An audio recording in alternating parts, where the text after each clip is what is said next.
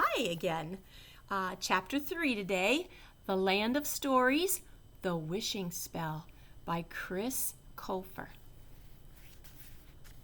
This chapter 3 is called A Birthday Surprise. Pencils down, Mrs. Peters ordered from the front of the classroom. Her students were taking a math test, and she had been watching them like a prison guard the entire time. Pass your test to the front. Connor looked down at the test as if it were written in ancient hieroglyphics. Most of his answers were blank, and he had just scribbled around the others to make it look like he had tried. He said a little prayer to himself and passed the test forward with the others. All the tests were passed to Alex, who stacked them in a neat pile for Mrs. Peters.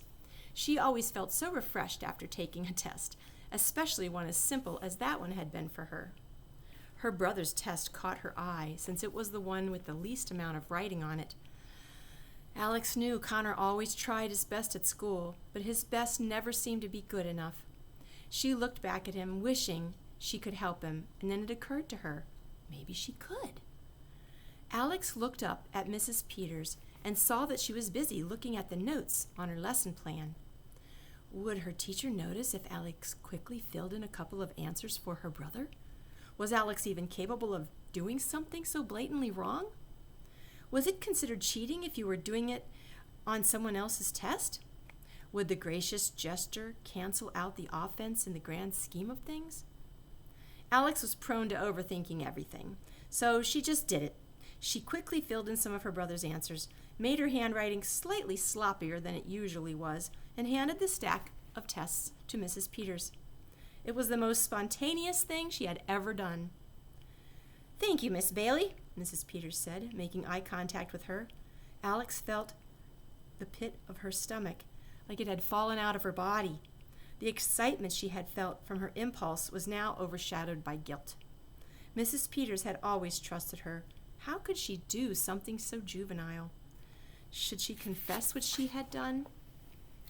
What was the punishment for her crime? Would she feel this guilty the rest of her life? She looked back at her brother. Connor let out a long but quiet sigh, and Alex sensed her brother's sadness and embarrassment. She could feel his hopelessness as if it were her own. The critical wheels in Alex's head stopped turning. She knew she'd done the right thing, not as a student, but as a sister. "I want you all to get out your homework from last night," Mrs. Peters continued. "And I would like you to briefly present your work in the front of class." The teacher regularly surprised the class with impromptu presentations to keep them on their toes. She took a seat on a stool in the back of the room, uncomfortably close to Connor's seat, so she could keep an eye on his consciousness. One by one, the students presented their assignments to the class. Besides a boy who thought Jack and the Beanstalk was about an alien abduction and a girl who claimed Puss in Boots was an early example of animal cruelty, all the students seemed to have interpreted their tales correctly. "It was so hard to choose just one fairy tale to write about," Alex said as she animatedly presented her 7-page paper to the class. "So I selected the story, the theme of which is present in virtually every fairy tale and every story ever written, Cinderella." Her excitement was not shared by her peers. Many people have had issues with Cinderella, saying it has anti-feminist elements, Alex continued, "but I think that's completely ridiculous. Cinderella is not about a man saving a woman, it's about karma." Most of the class began daydreaming about other things. Mrs. Peters was the only person in the room who seemed even slightly interested in what Alex had to say. "Think about it," Alex went on. "Even after years of constant abuse from her stepmother and stepsisters, Cinderella remained a good person with high hopes. She never stopped believing in herself and in the good of the world. And although she married the prince in the end, Cinderella always had inner happiness. Her story shows that even in the worst of situations, even when it seems no one in the world appreciates you, as long as you have hope, everything can get better." Alex let her mind linger on what she had said. She questioned the last point she had made in her presentation. Was that really what Cinderella was about? Or was it what she needed Cinderella to be about? "Thank you, Miss Bailey," Very well said, Mrs. Peters said with the closest thing to a smile her face was capable of making. Thank you for your time, Alex said, and nodded to the class. It's your turn, Mr. Bailey, the teacher announced. She was sitting so close to him that he could feel the warm breath from her nostrils on the back of his neck. Connor went to the front of the classroom. Dragging his feet as if they were encased in concrete, he had never had trouble talking in front of class, but he'd rather be anywhere in the world than presenting something in front of a teacher. Alex gave him an encouraging nod. I chose The Boy Who Cried Wolf, Connor said, going against his sister's advice from the day before. Alex slumped in her seat, and Mrs. Peters rolled her eyes. This was very disappointing. I know you're all thinking I went with the easiest one, Connor said, except reading it again, I don't think the story is about the importance of honesty. I think it's about high expectations. Alex and Mrs. Peters both raised an eyebrow. Where was he going with this? Sure, the boy was a brat. I can't deny that, Connor continued, gesturing to the half-page paper he had written. But can you blame him for having a little fun? Clearly, his village was having a bit of a wolf problem, and everyone was stressed out about it. He was just a kid. Did they really expect him to be perfect all the time? His presentation may not have been the best, but it certainly was catching the class's attention. And it makes me wonder why no one was watching this kid, Connor added. Maybe if his parents had kept an eye on him, he wouldn't have been eaten. I think the story is trying to tell us to keep an eye on our kids, especially if they're pathological liars. Thank you. Connor never tried to be funny. He was just painfully honest about his thoughts and opinions. This honesty always amused his classmates, but never his teacher. Thank you, Mr. Bailey, Mrs. Peters said sharply. You may sit down now. Connor knew he'd blown it. He took his seat, resuming his position under his teacher's cold stare and warm breath. Why did he even bother trying anymore? It wasn't the end of the school day unless Connor left feeling completely worthless. There was only one person who was capable of making him feel better when he felt this way. Connor only wished he was still around. Mr. Bailey always knew when his son needed to talk to him. It didn't have anything to do with observation or intuition, but with location. Occasionally, Mr. Bailey would get home from work and find his son sitting up in the oak tree in the front yard with a contemplative look on his face. Connor, Mr. Bailey would ask, approaching the tree, is everything okay, bud? Uh-huh, Connor would mumble. Are you sure? Mr. Bailey would ask. Yup, Connor would say unconvincingly. He wasn't as vocal about his troubles as his sister was, but you could see it in his face. Mr. Bailey would climb up the tree and have a seat on the bench next to his son and coax out what was troubling him.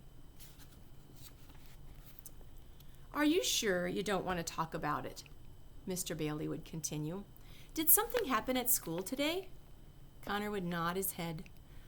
I got a bad grade on a test, he admitted on one occasion. Did you study for it? His father asked. Yes, Connor said. I studied really hard, Dad, but it's just no use. I'll never be as smart as Alex. His cheeks turned bright red with embarrassment. Connor, let me fill you in on something that took me a long time to learn, Mr. Bailey said. The women in your life are always going to seem smarter. It's just the way it is. I've been married to your mother for 13 years, and I still have trouble keeping up with her. You can't compare yourself to others. But I'm stupid, Dad, Connor said, his eyes filling with tears. I find that hard to believe, Mr. Bailey said. It takes intelligence to be funny and tell a good joke, and you are the funniest kid I know. Humor doesn't help with history or math, Connor said. It doesn't matter how hard I try in school. I'm always going to be the dumb kid in class. Connor's face went white and expressionless. He stared off into nothing, so ashamed of himself that it hurt. Luckily for him, Mr. Bailey had an encouraging story for every situation. Connor, have I ever told you about the legend of the walking fish? Mr. Bailey asked him. He looked up at his father. The walking fish? Connor asked. Dad, no offense, but I don't think one of your stories is going to make me feel better this time. "All right, suit yourself," Mr. Bailey said. A few moments passed, and Connor's curiosity got the best of him. "Okay, you can tell me about the walking fish," Connor said. Mr. Bailey's eyes lit up, as they always did, just before he was about to tell a story. Connor could tell this was going to be a good one. "Once upon a time, there was a large fish who lived in a lake by himself," Mr. Bailey told him. "Every day the fish would watch longingly as a boy from the village nearby would play with all the horses and dogs and squirrels on land." "Is a dog going to die in this story, Dad?" Connor interrupted. "You know I hate stories when dogs die." "Let me finish," Mr. Bailey went on. "One day, a fairy came to the lake and granted the fish a wish." "That's random," Connor said. "Why do fairies always just show up and do nice things for people they don't know?" "Employment obligation," Mr. Bailey shrugged. "But for argument's sake, let's say she dropped her wand in the lake and the fish retrieved it. So she offered him a wish as a thank you. Happy?" "That's better," Connor said. "Go on." "The fish, predictably, wished for legs so he could play with the boy from the village," Mr. Bailey said. "So the fairy turned his fins into legs and he became the walking fish." "That's weird," Connor said. "Let me guess. The fish was so freaky looking the boy never wanted to play with him." "Nope.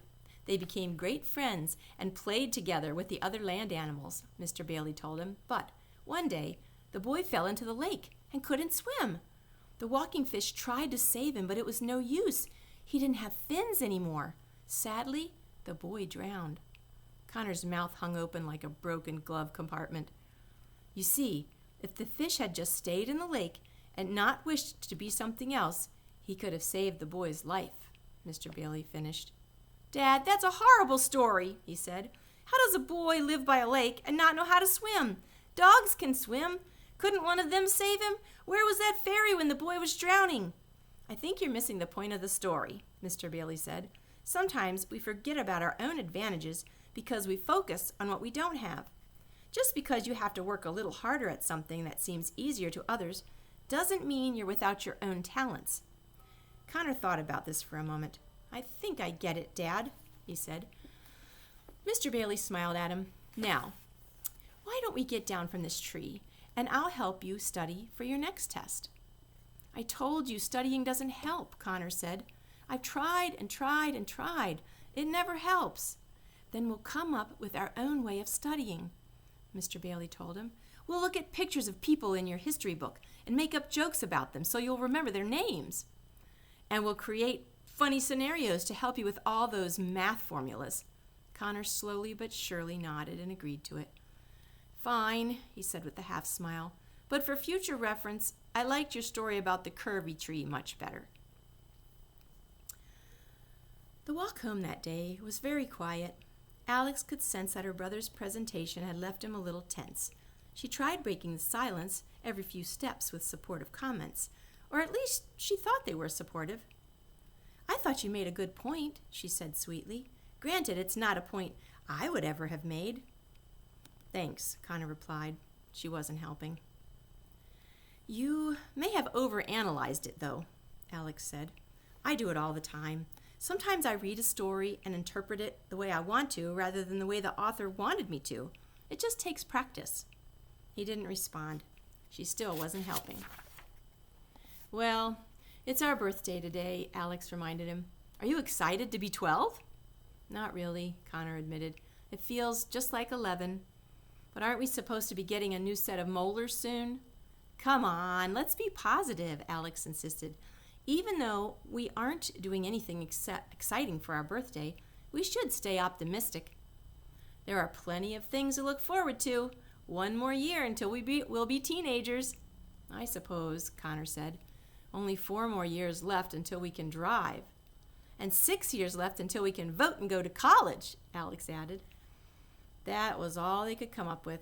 Their cheerfulness was hollow, and they both knew it. So they just stayed silent for the remainder of the walk.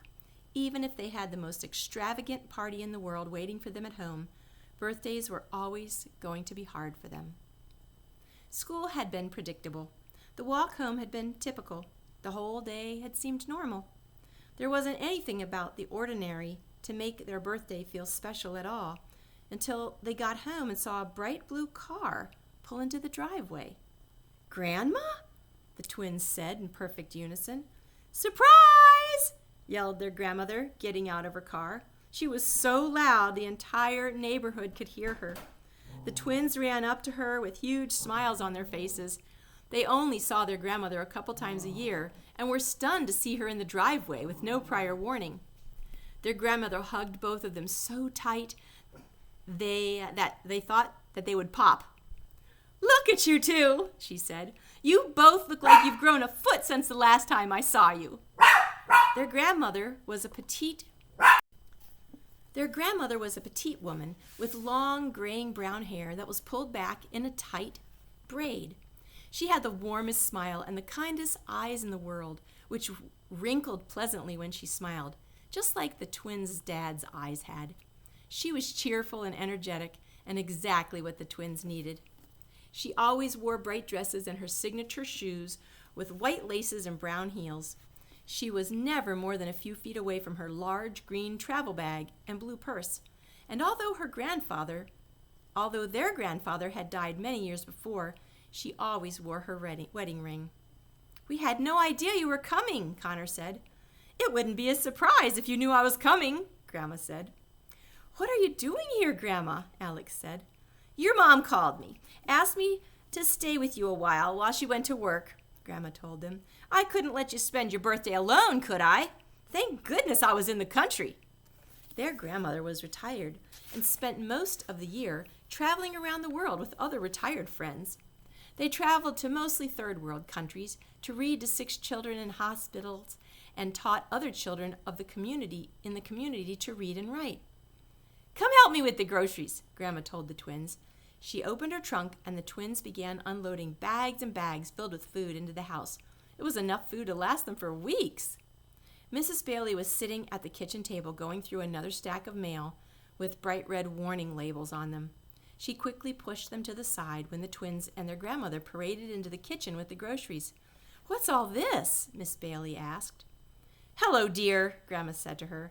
"I'm planning on cooking the twins a huge birthday dinner and wasn't sure what you had in the house, so I went to the store and picked up a couple of things." The grandmother always had a talent for sugarcoating the truth. "You didn't have to go through all that trouble," Mrs. Bailey said, shaking her head, unprepared for the kind gesture.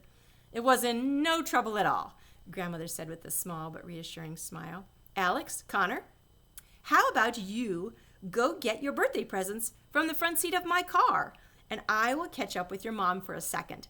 But don't open them until tonight." They happily did as she asked. Presents was a word that had been absent from their vocabulary for a long time. "See, I told you," Alex said to Connor on their way to their grandmother's card. "Optimism always pays off." Yeah, Connor said. Half a dozen wrapped presents with bright bows, each marked to one of them, were waiting in the front seat of the car. The twins returned inside with their gifts. Their grandmother and mother were still having a conversation that they most likely weren't supposed to hear. "Things are still tough," Mrs. Bailey said. "Even after selling the bookstore, the house foreclosed, and we still have some debt and things unpaid from the funeral. But we're making it somehow. In a few more months, we'll be back on our feet." Grandma took Mrs. Bailey's hands into her own. "If you need anything, dear, and I mean anything, you know where to find me," she said. "You've already helped so much," Mrs. Bailey told her. "I don't know where we'd be now if it weren't for you. I could never ask you for anything else." "You're not asking, I'm offering," Grandma assured. The twins knew if they eavesdropped any longer, they'd be caught, so they walked back into the kitchen with their presents. "Well, I have to go back to work," Mrs. Bailey said, and kissed both of the twins on the tops of their heads. "Have a great night, you guys. I'll see you tomorrow. Save some celebration for me." She gathered her things and mouthed a meaningful thank you to their grandmother on her way out. Grandma put her things away in the guest bedroom and returned to the kitchen where she found the stack of bills Mrs. Bailey had put aside. She plopped the mail into her own purse with a smile, and that was that. Grandma loved helping people, especially if it was against their will. "Let's get started on dinner, shall we?" Grandma said, clapping her hands. Alex and Connor sat at the table and visited with their grandmother while she cooked up a storm. She told them all about her recent trips, the difficulties she and her friends experienced getting into and out of places, and all the interesting people she had met along the way. "I've never met a person I didn't learn something from," Grandma said. "Even the most monotonous people will surprise you. Remember that." She was cooking so many different things, it was impossible to tell which ingredient was going where. Everything she did was so fast, and she used almost every pan and dish they had. With every second that passed, the twins' stomachs growled louder and louder, and their mouths salivated more and more. Finally, after a few hours of aroma-teasing torture, they ate. Alex and Connor had become so accustomed to frozen dinners and takeout, they had forgotten how good food could taste. There were plates of mashed potatoes and macaroni and cheese, oven-roasted chicken with carrots and peas, and freshly baked rolls. Their kitchen table looked like a cover of a cookbook. Just when they thought they couldn't possibly eat any more, their grandmother pulled a huge birthday cake out of the oven. The twins were amazed. They hadn't even realized she had been baking one. She sang happy birthday, and the twins blew out the candles. "Now open your presents," Grandma said. "I've been collecting for you all year." They opened their boxes and were flooded with knickknacks from all the countries their grandmother had been to. Alex was given copies of her favorite books in other languages: Alice in Wonderland in French, The Wonderful Wizard of Oz in German, and Little Women in Dutch. Connor got a pile of candies and tacky t-shirts that said things like, "My crazy grandma traveled to India and all I got was this lousy t-shirt." They both received several figurines of famous structures like the Eiffel Tower and the Leaning Tower of Pisa and the Taj Mahal. "It's crazy to think that places like this actually exist in the world," Alex said, holding an Eiffel Tower in her hand. "You would be amazed to know what's out there just waiting to be discovered," their grandma said with a smile and the twinkle in her eye. A day with very low expectations had turned into one of the best birthdays they'd ever had. As the night grew later, the visit with their grandmother began to come to a bittersweet end. Since their dad had died, they never saw their grandmother more than a day at a time. There were always a few months between each visit. She was always so busy with her travels. "When do you leave?" Alex asked her grandmother. "Tomorrow," she said, "as soon as I take you to school." The twins' postures sank a bit. "What's the matter?" asked their grandmother, sensing their spirits sink. "We just wish you could stay longer, Grandma. That's all," Connor said. "We really miss you when you're gone," Alex added. "Things are so gloomy here without Dad, but you make everything seem like it's going to be okay." Their grandmother's constant smile faded slightly, and her gaze drifted off towards the window. She stared blankly into the night sky and took a deep breath. "Oh, kiddos, if I could spend every day with you, I would," Grandma said longingly, perhaps more disheartened that she intended to show. "But sometimes life hands us certain responsibilities, not because we want them, but because we were meant to have them, and it's our duty to see to them. All I can ever think about is how much I miss you two and your dad when I'm away." It was hard for Alex and Connor to understand. Did she not want to travel as much as she did? Their grandmother looked back at them. Her eyes were bright with a new idea. "I almost forgot. I have one more gift for you," Grandma said, and jumped up and skipped into the next room. She returned carrying a large old book with a dark emerald cover titled The Land of Stories in gold writing. Alex and Connor knew what the book was as soon as they saw it. If their childhood could be symbolized by an object, it was that book. "It's your old storybook," Alex proclaimed. "I haven't seen that in years." Their grandmother nodded. "It's very old and has been with our family for a long time," Grandma told them. "I take it with me everywhere I go and read it to the children in other countries. But now I want you two to have it." The twins were shocked by the gesture. "What?" Connor asked. "We can't take your book, Grandma. That's the Land of Stories. It's your book. It's always been so important to you." Their grandmother opened the book and flipped through the pages. the entire room filled with its musty paper aroma.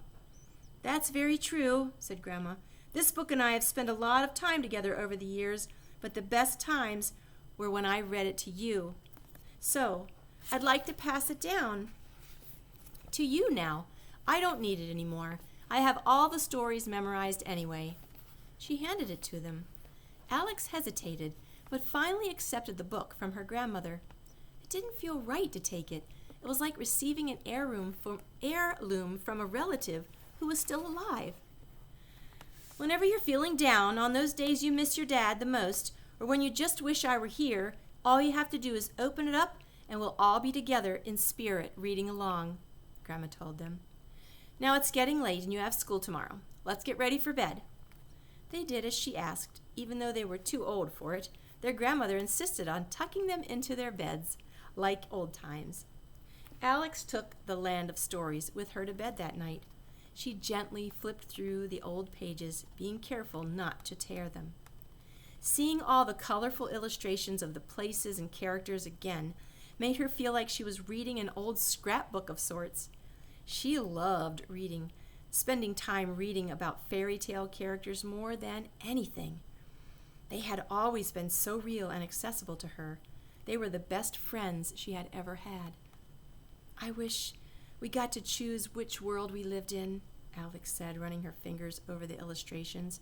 They were so inviting. In her hands was a world unlike the one she lived in. It was a world unaltered by political corruption or technology, a world where good things came to good people, and a world she wanted to be a part of with all her being. Alex imagined what it would be like to be a character in her own fairy tale. The forests she'd run through, the castles she'd live in, and the creatures she'd befriend. Eventually, Alex's eyelids began to feel heavy. She closed The Land of Stories, placed it on her nightstand, and clicked off the lamp. It began to drift off to sleep. She was just about to fade into unconsciousness when she heard a funny noise. A low humming sound filled her room. "What in the world?" Alex said to herself, and opened her eyes to see what it was. She saw nothing. "That's strange," she said. She closed her eyes once more and began to drift back to sleep. The humming noise began to buzz through the room again. Alex sat up, looked around her room, and finally found what was making that noise. It was coming from inside the Land of Stories on her nightstand, and to her amazement, the pages were unmistakably glowing. That's the end of that chapter. That's an exciting place to end. Love you guys. Join me next time.